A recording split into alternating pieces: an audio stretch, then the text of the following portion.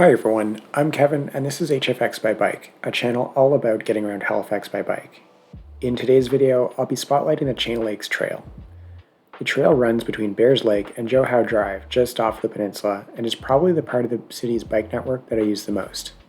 As always, I'll be playing a game of +1 -2 along the way. Every time I run into something that makes my trip safer or more convenient, I'll add a point, and every time I encounter something that makes it less safe or less convenient, I'll take away 2 points. And you can keep track of how I think the ride is going by looking at the heads-up display at the bottom right-hand corner. First up, the trail is essentially continuous with the BLT trail I covered in a previous video.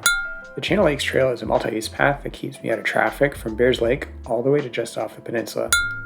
The entire trail is paved, which is a huge perk when you're on bike.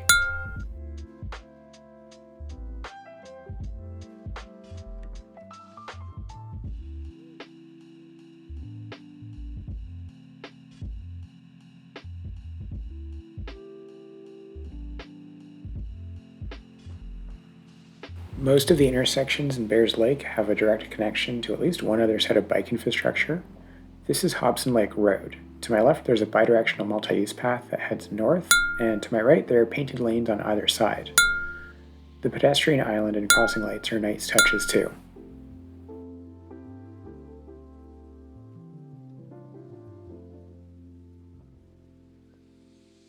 This intersection with Horseshoe Lake Drive connects with one-way painted lanes on both sides of the road.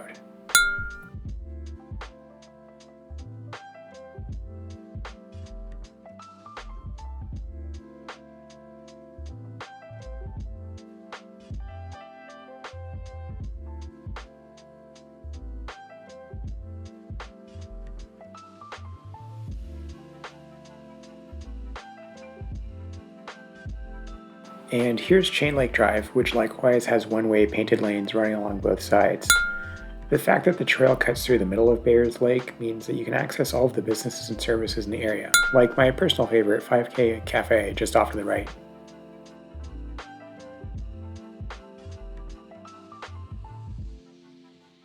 The overpasses that intersect with the trail, like this one for Highway 103, tend to create ice ridges in the winter that are unsafe to roll over. I don't know if there's an engineering solution to that, but they do tend to force a dismount, and that sucks. Speaking of winter, the trail gets really high quality winter maintenance and is clear of snow shortly after any storms. The trail itself is converted from a rail line and so is almost perfectly flat and is wide enough to accommodate a lot of users simultaneously.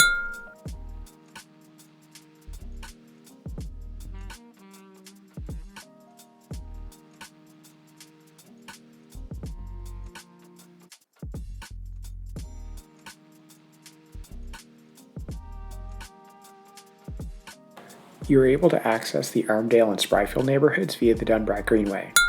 The trail has guardrails along this section and others with steep fall-offs to prevent any kind of accidents.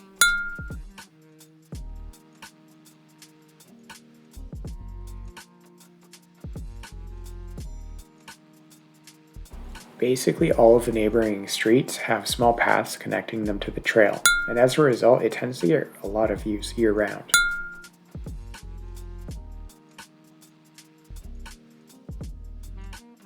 The trail has a lot of rest areas and even a few nice mini parks.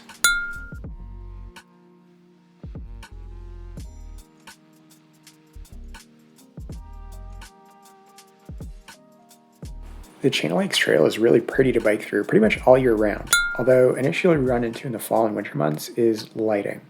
Most of the trail is unlit and catches minimal lighting from nearby streets, so it's pitch black despite being a major connection between the urban core and suburbs.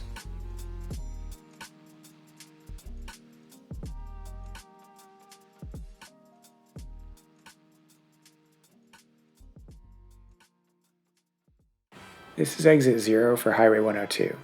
The city made a bunch of improvements in late 2022, but unfortunately they left the slip lane in. In theory, traffic should yield to pedestrians and cyclists in the slip lane, but frequently they don't. The pedestrian island has been expanded so that it's more comfortable to wait for your signal, and the signals themselves have been set to minimize the conflicts between drivers and people crossing.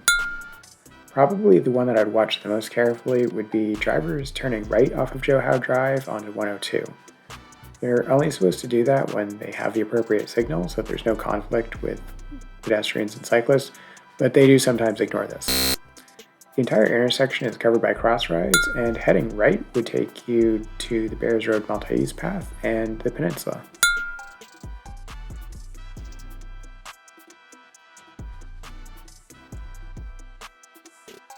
At this point, the trail is letting me move through a more urban environment along a major arterial, which is pretty handy. This intersection doesn't have any cross rides, so I assume you're intended to dismount, and that seems dumb.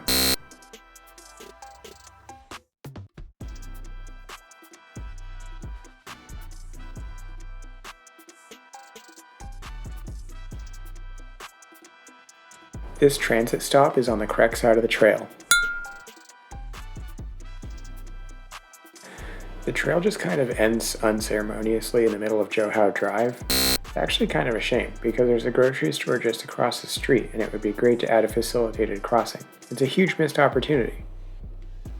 The whole trail is about 7.5 kilometers long, so here's the distance bonus.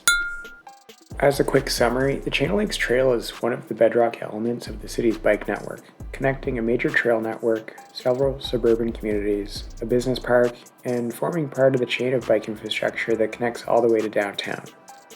Whether you're looking for a short recreational ride or a way to get to and from the peninsula while avoiding major roads, there's a pretty good chance the trail has something to offer. That's it for this one.